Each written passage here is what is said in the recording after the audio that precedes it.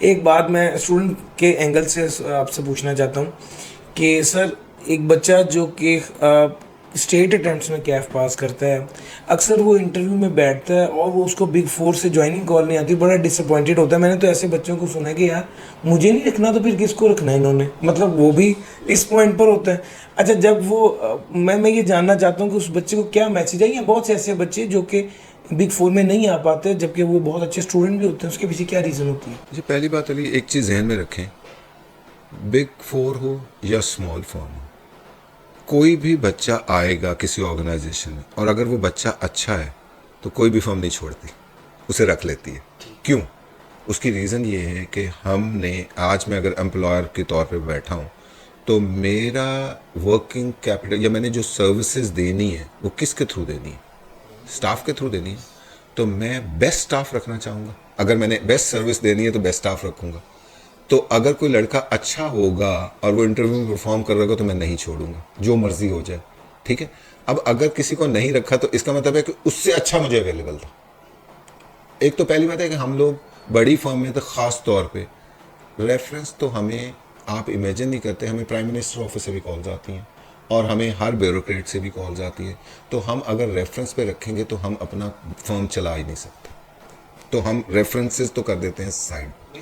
यानी हमारे यहाँ, यानी अगर आप अब इस वक्त मुझे लगता है ये तमाम बिग फोर के अंदर स्टैंडर्ड प्रोसीजर अडॉप्टेड हुआ है कि आप उनकी जो एप्लीकेशन होगी वो सिस्टम बेस अप्लाई करेंगे, वो नंबर ऑफ अटेम्प्ट्स और योर प्रीवियस बैकग्राउंड की बेसिस पे शॉर्टलिस्ट करके बंदे देगा कि इनका इंटरव्यू करना है और उनमें से आपने अच्छे बंदे रखने हैं। ठीक है। पहली बात तो ये है कि ये जो भी हो रहा होता है वो मेरिट बेस्ड होता है और अगर कोई बच्चा नहीं हो रहा तो इसका मतलब ये नहीं है कि उसकी सिफारिश नहीं है, दूसरे की सिफारिश थी, रादर उसका मेरिट नहीं बन रहा था। पहली बात। अब उसमें मेरिट क्या देखा जाता है, जो आपका क्वेश्चन है।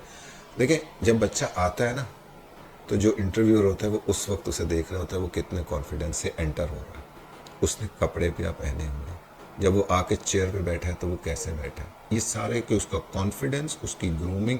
बड़ी फर्म्स को वेल ग्रूम्ड पीपल चाहिए होते हैं। It's not only A number of attempts, rather इनको चाहिए कि आपकी इंग्लिश कम्युनिकेशन कैसी है, आपकी ओवरऑल कॉन्फिडेंस लेवल कैसा है, आप बात किस स्टाइल से कर रहे हैं। तो एक पूरा सेट मार्क्स का होता है इन सारी चीज़ों को देखने के लिए। उस इंटरव्यूइंग पैनल में एचआर का बंदा अलग बैठा होता है जो सिर्फ ये चीज़ें देख रहा होता है, वो टेक्निकल नहीं देख रहा होता। दूसरी तरफ फिर आप टेक्निकल देख रहे होते हैं, यानी कुछ फॉर्म टेस्ट बेस भी जा रही होती हैं, कुछ इंटरव्यू पे जा रही होती हैं, वो उसकी बेसिस के ऊपर मार्क्स वगैरह के अंदर जा रहे होते हैं, वो सारी चीज़। और हमारी फॉर्म के अंदर फ्रेंकली यानी we have no other choice. यानी मैं अगर कहूँ ना मेरा बेटा है और वो मेरिट पे नहीं आ रहा तो ये फॉर्म नहीं रखेगा। यानी हमने नंबर ऑफ केसेस विटनेस किए हैं जिसके अंदर एक पार्टनर पिट मरा है कि यार इस बच्चे को रख लो और वो मेरिट पे नहीं आया तो नहीं रखा। ठीक है। तो पार्टनर भी नहीं रखवा सकता यहाँ पे, तो आपको सिस्टम को फॉलो, और ये तमाम फॉर्म्स इसी तरह भी। तो उस बच्चे को ये चाहिए कि वो जैसे आपके आखिरी कैफ की अटैम्प्ट देता है तो वो अपनी सेल्फ ग्रूमिंग के ऊपर कुछ एफर्ट करे, कम्युनिकेशन स्किल्स के ऊपर काम करे, प्रेजेंटेशन स्किल्स के ऊपर थोड़ा सा काम करे।